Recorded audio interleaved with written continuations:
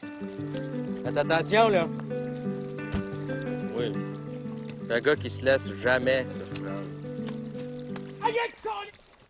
Ben, l'autre jour, quand j'ai vu l'annonce de l'émission sur ce qui se passe de gros dans le monde, là, Le Monde en gros vous annonce que c'est la fin du monde. Le sujet... je me suis dit, hey, ça va être la fin du monde. Puis, 2, là, hey, ça te prend un abri. Hey, c'est mon abri. Ben oui, c'est assez solide.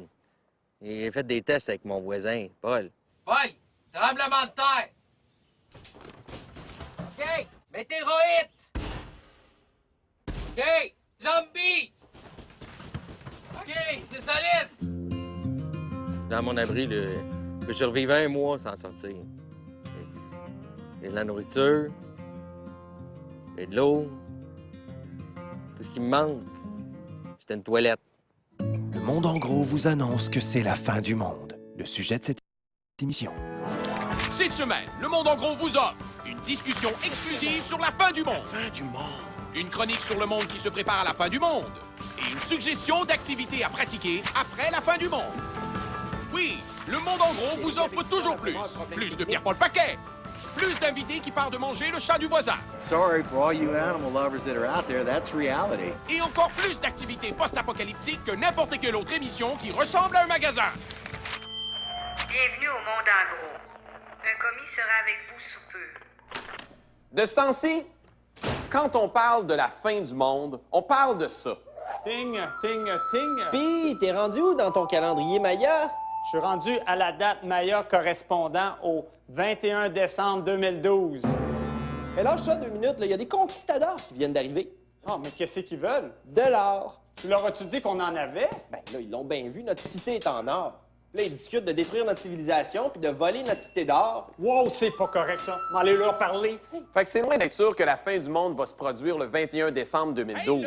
Par contre, ce qui est sûr, c'est que le monde va finir par finir un moment donné. Puis ça va probablement ressembler à ça. Nous sommes sur Terre, en 2000 quelque chose, et c'est la fin du monde.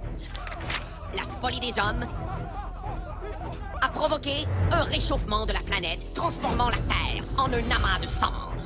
Ou a provoqué un apocalypse nucléaire, transformant la Terre en un amas de cendres. Ou une attaque d'extraterrestres qui était tannée de voir les hommes faire des folies, transformant la Terre en un amas de cendres. Un jour, c'est clair que la folie des hommes va causer la fin du monde. Sauf qu'après, il va encore y avoir des hommes qui vont encore avoir envie de faire des folies, comme glisser. Déçu parce que vous allez manquer ça?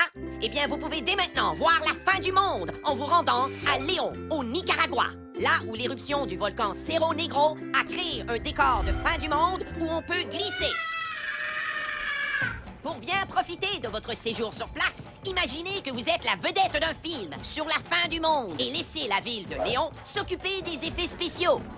Volcan actif, chaleur accablante, tremblement de terre fréquent, monde qui crie, bruit agressant et horreur dans les rues.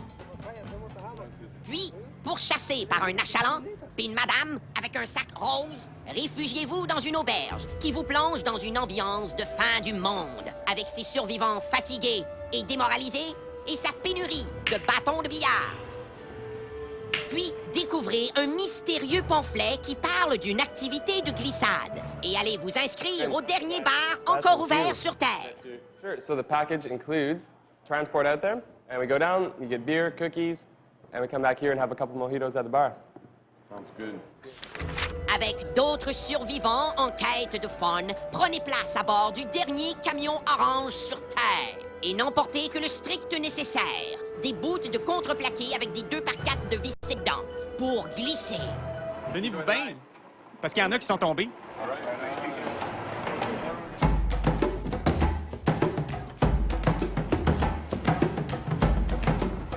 Ces cavaliers sont-ils une bande de dangereux mercenaires sans merci?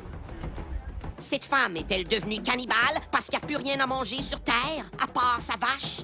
Non, mais imaginez-vous ça pour passer le temps durant le trajet de 45 minutes qui brasse. Mais soudain, le camion s'arrête.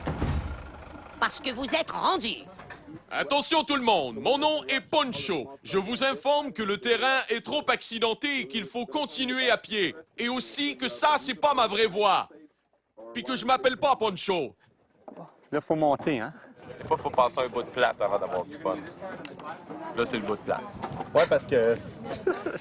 Là, t'as pas de fun. Non, là, assis là-dessus, j'ai pas de fun.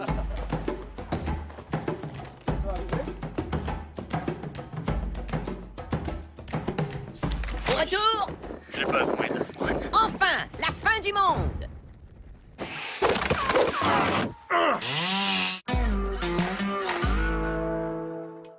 Bienvenue à Le Monde en gros. Cette semaine, un sujet lourd et dramatique. Tellement lourd et dramatique qu'il faut que je m'assoie pour en parler. Wow. La fin du monde. Je vous l'avais dit, c'était lourd et dramatique, hein?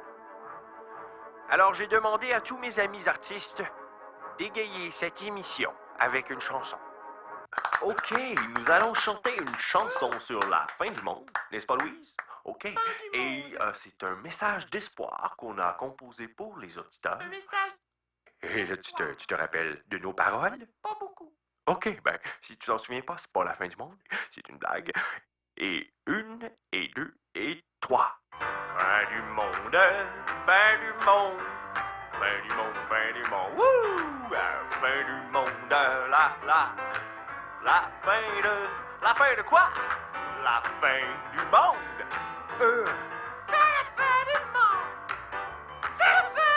Je crois qu'on s'est assez fait égayer. De retour à l'émission Le Monde en gros. Et au sujet lourd et dramatique de cette semaine, la fin du monde.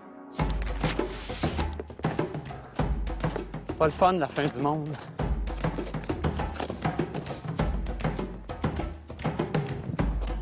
Nu-pieds ou en gogoune, l'ascension du volcan serait impossible pour le groupe de survivants.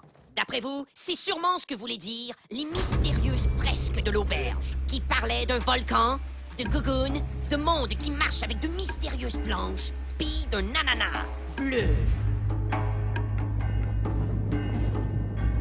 C'est-tu bientôt le fun?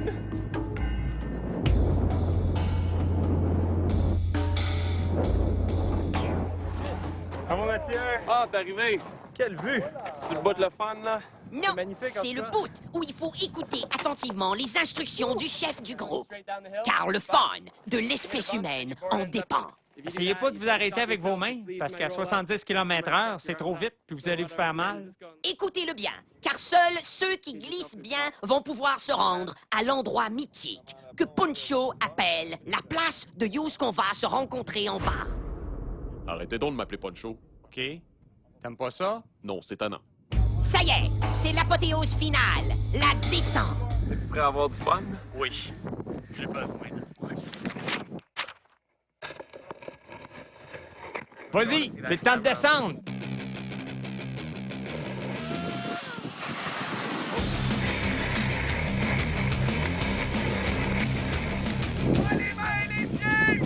T'es-tu prêt, Félix? Je pense que je suis prêt. Oh, mauvais départ. Mais tu comptes pouces? Non, non, c'est correct. T'es-tu sûr? Yeah, yeah. À plus tard, Mathieu.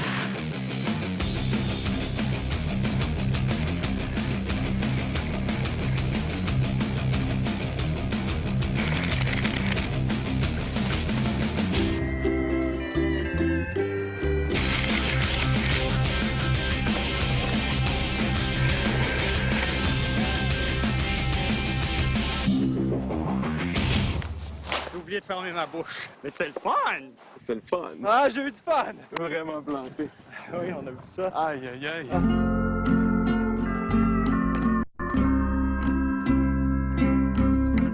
Mais c'est drôle, tu voyais comme des grosses roches flyées, là. Fait que, wow, cool! À un moment donné, j'ai eu peur. J'ai essayé de freiner, puis c'est là que j'ai perdu le contrôle. Checkons les blessures de garde. Ah ouais. On n'a pas le droit à une bière, puis des biscuits, puis des mojitos, là? Tel que promis, Poncho distribue des vivres aux survivants rassasiés de fun. Det var dritkult. Noe av det morsomste jeg har vært med på. Det var fantastisk. Ja, så blir Mais ne laissez pas la bière puis le biscuit vous faire oublier ce que le chef a dit tantôt. Tenez-vous bien, parce qu'il y en a qui sont tombés.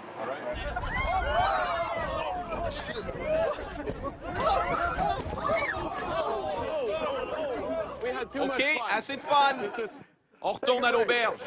De retour à l'auberge, couchez-vous dans votre lit, fermez les yeux, puis ouvrez-les en imaginant que toute cette histoire n'était qu'un mauvais rêve. Retournez ensuite au bar pour retrouver notre monde de luxe, rempli de 2 mojitos, puis d'une autre bière. Ce qu'on vient de voir, c'est 3 gars qui niaisent avec la fin du monde, mais il y a du monde qui niaise pas avec ça, la fin du monde, et qui se prépare à survivre à la fin du monde. N'est-ce pas, Félix? Oui, Mathieu. Alors, tu nous parles de ceux qui se préparent à la fin du monde? OK. Oui. On les appelle les survivalistes, et il y en a partout dans le monde. L'idée, c'est de développer son autonomie pour être prêt à se débrouiller tout seul en cas d'effondrement soudain de notre civilisation. Ah, quand tu dis ça de même, ça n'a pas l'air si niaiseux que ça. Non, mais l'application de ce principe-là dans la réalité donne parfois des résultats extrêmes. C'est pourquoi je me suis rendu au Kentucky. Ah, t'es allé au Kentucky? Pour rencontrer un vrai survivaliste, et ce, afin de mieux le comprendre. Ça, c'est moi dans le stationnement de mon hôtel au Kentucky. C'est bien beau ce que tu portes. Merci. Ça commence. 16 heures. Mon survivaliste arrive en moto à l'heure. Mon Dieu, on dirait un film, mais pas super bon. 16h01. Je suis impressionné par l'habileté de mon survivaliste à se cacher derrière un arbre. Ben oui, et où? 16h02. Mon survivaliste sort de derrière son arbre et je constate qu'il porte une tenue de camouflage. Ça explique pourquoi il était si bien caché dans l'arbre. C'est ça, il est là. 16h05. Je ne peux résister à la tentation de me faire filmer pendant que je marche avec mon invité, comme le font les vrais journalistes. Ensuite, j'ai demandé à mon survivaliste ce qu'il fallait prévoir pour survivre à la fin du monde. Et voici ce qu'il m'a répondu. Plan to take care of yourself, know how to take care of yourself. Food, water, shelter, and defense, good place to start. Even some alcohols, medical kits, jerky, freeze-dried, tooling, canning, laced with 550 paracord, rain gear, cordage, tomatoes, toilet paper, rice. Ouais, ça fait beaucoup de choses. Oui, mais ça, c'est parce qu'il faut être prêt à affronter une panoplie de scénarios de fin du monde. Disease, flooding, tornado, dollar collapse. Total doom and gloom. A world without the internet, without doctors, life without power, the end of the world. And I'm not. Si j'avais pas dit « ça fait beaucoup de choses » tantôt, c'est exactement ce que je dirais maintenant. Ouais, ça fait beaucoup de choses à penser. Puis même un gars comme mon survivaliste trouve parfois ça lourd à porter. On l'écoute à l'instant me confier l'angoisse que ça lui cause. Sometimes you don't feel so good about it either. It's like, oh, you know, when you realize you've missed something important that you think was important, whatever that may be, it's like, oh, man, one more thing, you know, let's throw it on the list. Et d'après l'enquête que j'ai faite sur Internet, c'est un problème qui affecte plus d'un survivaliste. Alors, Félix, selon toi, les survivalistes sont des incompris. Oui, parce que c'est vraiment facile de ne pas comprendre un survivaliste, surtout quand on le cite hors contexte, comme ceci. I know how to make toothpaste, right? I mean, that's the important thing. Il y a aussi que les survivalistes s'intéressent à des sujets qui nous laissent perplexes. Trapping your neighbor's cat. How hungry are you? Sorry for all you animal lovers that are out there. That's reality. Yeah. You know, if that's what I have to do to provide for my family, that's exactly what I'll do. Toute cette incompréhension empoisonne sûrement la vie des survivalistes, Félix. Oui. Malheureusement, j'ai complètement oublié de faire réagir Swede à ce triste constat, mais j'ai trouvé dans mon entrevue un bout qui va faire la job. We don't live in a nice world. You know, we don't live in a nice world, folks. Sorry. C'est vrai que ça fait la job. Maintenant, ta conclusion, Félix. Ma conclusion, Mathieu, c'est que pour les survivalistes, la fin du monde, ce ne sera pas la fin du monde parce que pour ça, ils sont prêts. Leur gros défi, c'est pas de survivre à la fin du monde, c'est plutôt de survivre jusqu'à la fin du monde. Merci, Félix. Remercie plutôt Swede. Oh, puis vite, il s'en va, là. Merci, Swede! Super, ce gars-là. Le Monde en gros est également disponible sur le web au radiocanada.ca/, puis ben, le Monde en gros.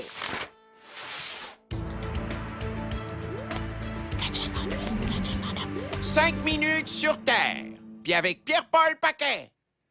Bonsoir. Ça nous est tous déjà arrivé.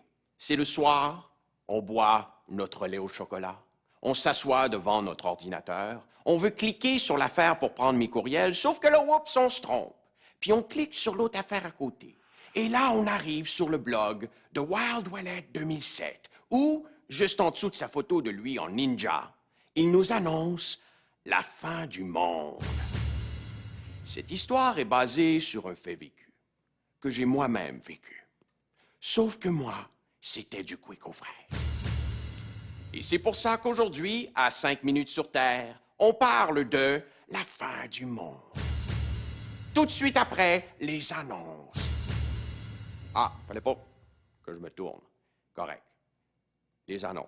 Ah. Mettez les annonces.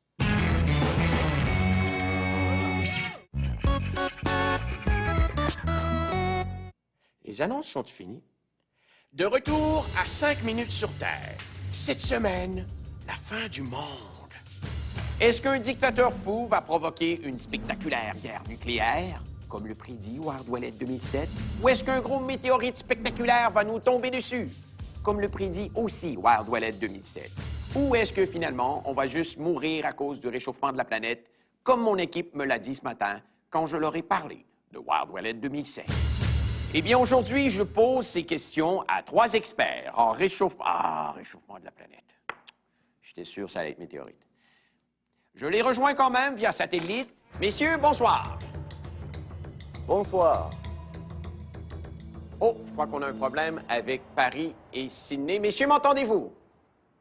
Bonsoir, Pierre-Paul. Ah oui, on a Paris, c'est juste un petit délai. Mais avec Sydney, on a vraiment un problème technique. Alors, on va juste commencer... Bonsoir, Pierre-Paul. Ah non, on a Sydney, c'est juste le plus gros délai de l'histoire de la télévision. Rebonsoir, oui, Patrick. Je vous entends, Pierre-Paul. Oui, je le sais maintenant. Alors, messieurs, merci d'avoir accepté Moi aussi, je vous entends, Pierre-Paul. Oui, super.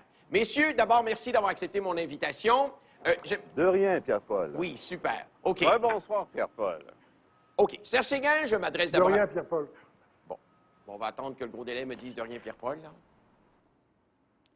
De rien, Pierre-Paul. Bon, Serge Séguin, je reviens à vous, vu que vous n'avez pas de délai. Est-ce que le réchauffement climatique peut vraiment provoquer la fin du monde? Parce que moi, j'ai jamais vu de film où c'est ça qui arrive. Je ne sais pas trop quoi vous répondre. Bon, alors je pose ma question à vous, André Trélard, et à vous aussi, Patrick O'Jones. Avec votre gros délai, là, on devrait arriver juste. Écoutez, il est évident que le réchauffement de la planète est un problème réel. Et que... Rapidement, là, le gros délai s'en vient. Il faut se préparer. Super. Gros délai? Eh bien, à mon avis, on surévalue le danger que pose le réchauffement de la planète. Je ne pense pas que ça puisse faire disparaître les ours polaires et encore moins provoquer la fin du monde. Alors, vous pensez comme le ninja? Ah non, hein, je ne suis pas du tout d'accord. Avec le ninja? Moi non plus, je ne suis pas d'accord. OK, ça fait 2 contre 2, mais Patrick a un ninja de son bord. Je me demande si à Sydney, on connaît vraiment le dossier des ours polaires. En attendant qu'on réponde à la question des ours à Sydney, j'ai le goût d'aller à Paris. Quel ninja? Quels ours? OK, non, j'ai plus le goût d'aller à Paris. Alors, vous êtes le bienvenu à Paris, Pierre-Paul. Bon, mesdames et messieurs, je suis désolé, là, je suis impuissant. Alors, ne venez pas. OK, tout le monde là, chute! Chute, chute, chute! Tout le monde chute partout dans toutes les villes chute, OK? Non, il n'y a pas d'ours à Sydney. Vous, là, le gros délai, là! Je voulais poser une question, là, mais à cause de votre trop gros délai, là, je vais la poser à Serge Séguin. Serge Séguin, j'ai vu qu'il faisait 35 degrés aujourd'hui à Sydney. Vous qui êtes à Sydney présentement, ça vous convainc pas, ça, que le réchauffement de la planète nous menace? Ben là, je sais toujours pas trop quoi vous répondre. Vous, là, Serge Séguin, c'est vraiment votre pas de délai qui vous garde en discussion. André Trélard, même question.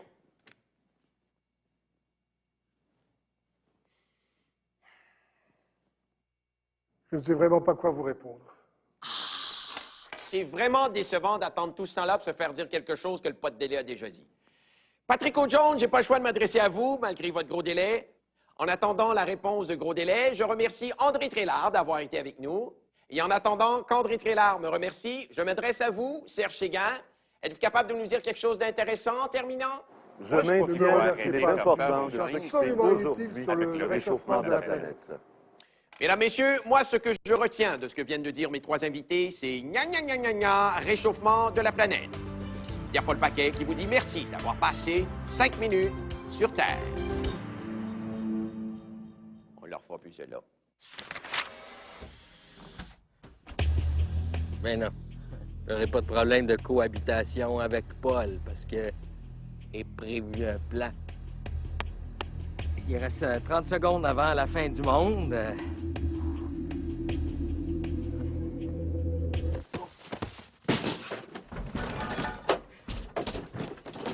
Occupé! Tu vois pas la petite affaire rouge, là, mon Paul? Hein? Je pense que t'es devenu un zombie, mon Paul! En tout cas, une chance que le monde en gros a annoncé la fin du monde.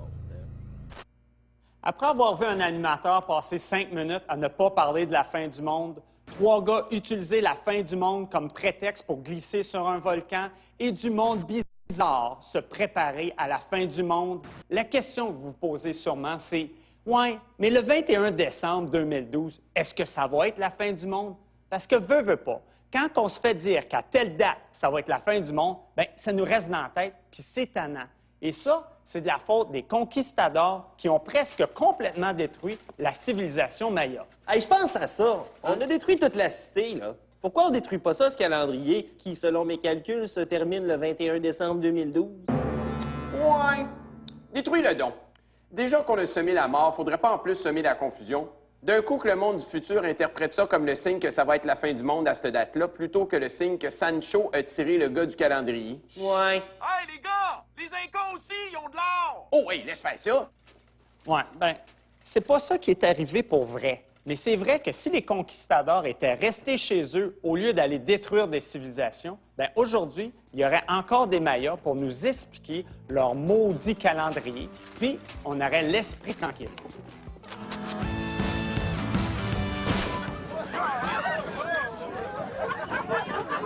Hey, we've got beer back here.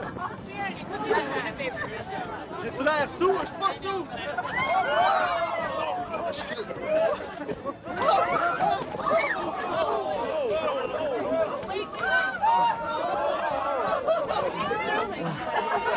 Dis-moi que ça tournait, ça. Holy. On n'avait pas eu assez de fun. Correct?